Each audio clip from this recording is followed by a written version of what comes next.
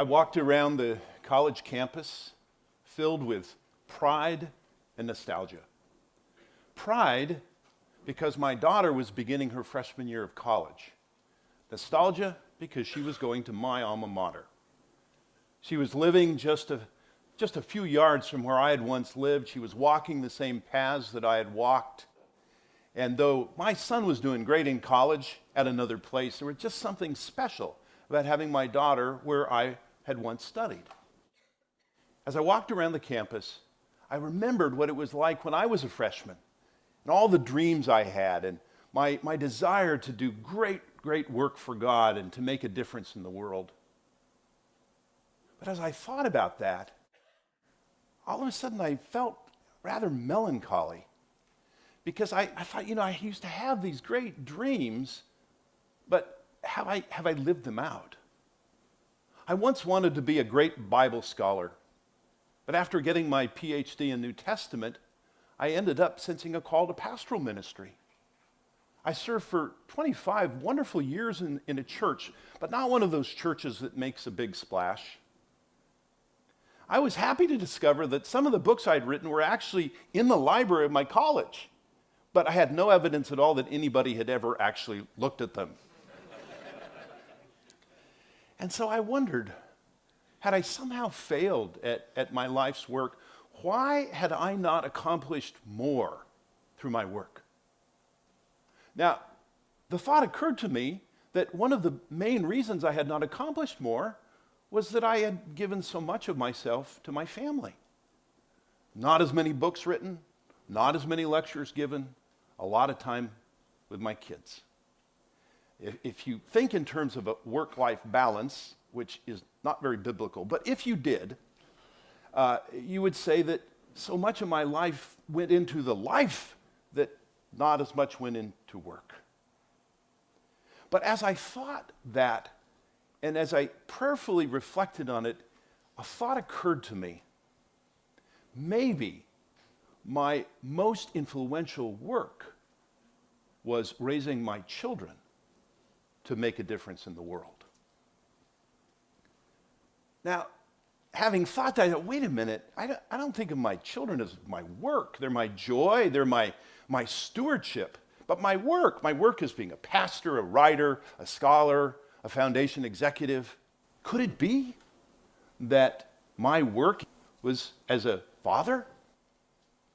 Was living out my work something that God wanted me to do even in the context of my family? And so I resolved at that moment to do some homework and to really try and understand in a new way a broader picture of what work is biblically. So I dug into Scripture. I had some colleagues in the adventure with me. And what I discovered was, in fact, that I had missed some essential elements of work in Scripture. And what I want to share with you today is some of what I had learned. Not surprisingly, I began in Genesis. In Genesis, we of course see God as the worker. God creates heaven, earth, everything in them. The end of the narrative, the first creation narrative, says that on the seventh day, God finished the work that he had done. The Hebrew word there is melakah. It means work or occupation or even business. The last business that God had done before the seventh day, of course, was the creation of humankind, Genesis 1:27. And so God created humankind in his image. In the image of God, he created them, male and female, he created them. Now, I expect you know that scholars debate endlessly what the image of God is really all about. But surely it must have something to do with this image in Genesis of God as the worker. And if we're created in God's image, that would suggest that somehow we're to participate in God's work in the world.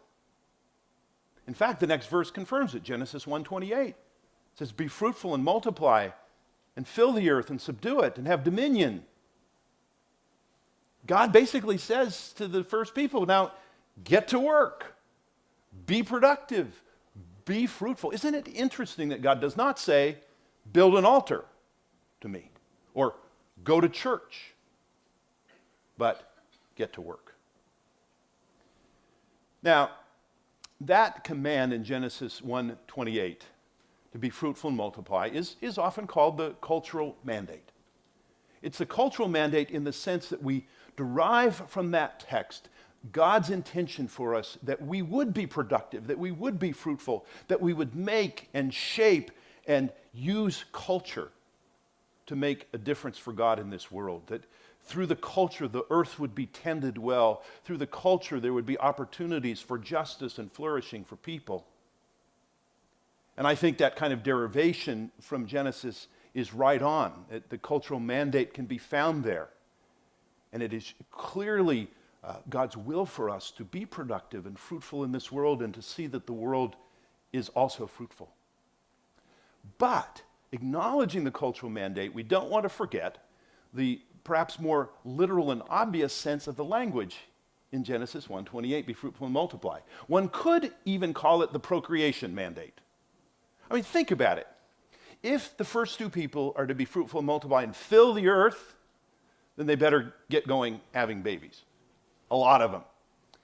And, in fact, raising those babies to be adults who live out the cultural mandate.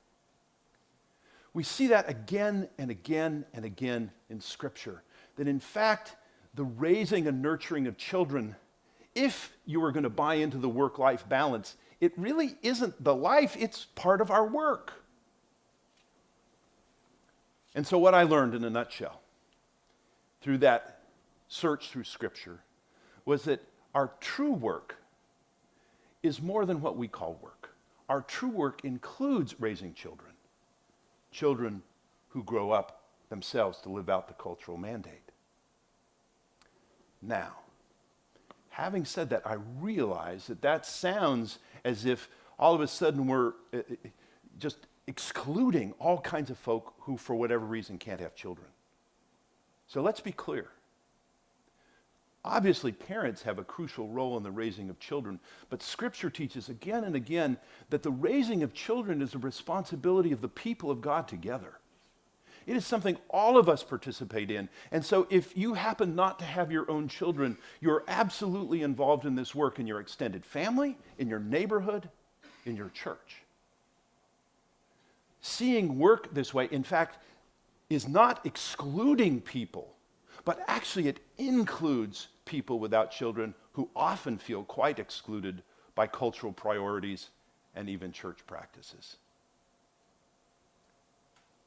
Well, what else might we learn from this text? And what else could we draw from Scripture?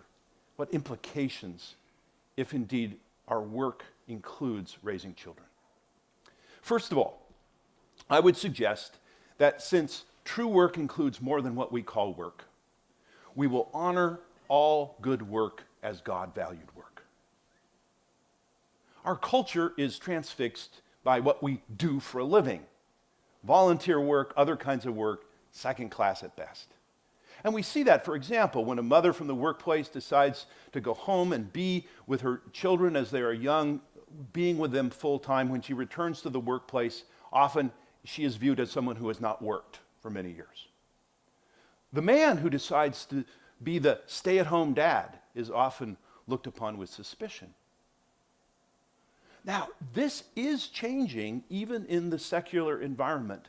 Increasingly, companies are actually giving value, seeing the value of working in a stay-at-home role. Carol Fishman Cohen, in her research, has discovered that quite a few companies now are actually offering internships to relaunchers, that is to say, those who are relaunching from the family back into the marketplace. And this is encouraging. But we've got a long way to go. And we who have a biblical understanding ought to be leaders of this movement because we understand that all good work is God-valued work.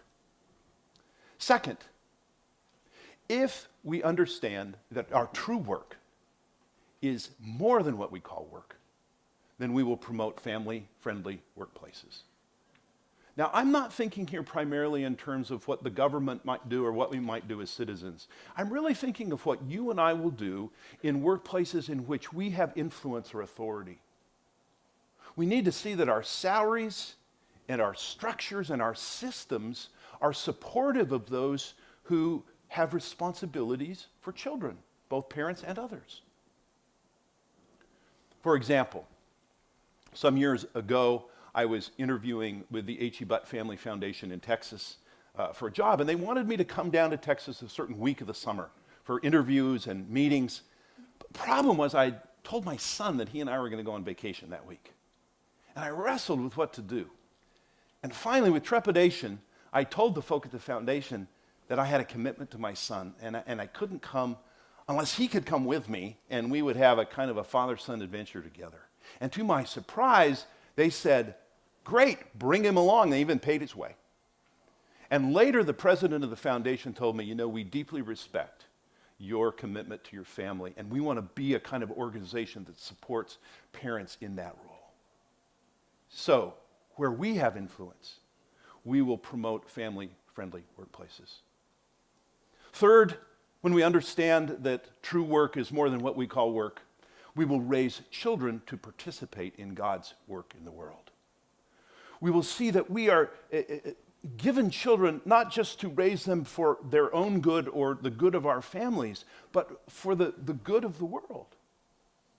So often I hear parents talk about working hard as parents because I want the best for my kids, as if that is enough. That's not a bad thing. But wanting the best for our children means also we will want the best for the family of God. We will want the best for the human family.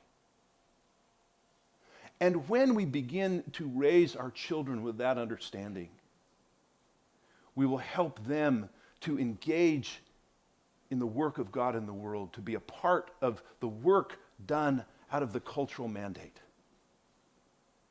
We'll have a broader vision for what it is that we are doing as parents and grandparents and aunts and uncles and friends and as a church family.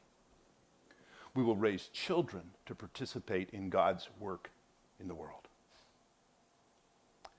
Now, I would confess to you that I backslide all the time with this. And very often I start thinking of my work just in terms of the work I do for which I am paid. I can talk about my workplace and never think about my home. But God, in His grace, sends something or someone to remind me of what is true about my work. And someone like my daughter, Kara. Kara's getting ready to graduate from college now. And I had talked with her about the possibilities of finding her vocation in the context of the for-profit marketplace, where there is just so much potential to fulfill the cultural mandate. But she sensed a different calling. And she has now committed herself to spending the next 5 years getting a master's degree in education and working in inner-city schools with children that have a difficult time.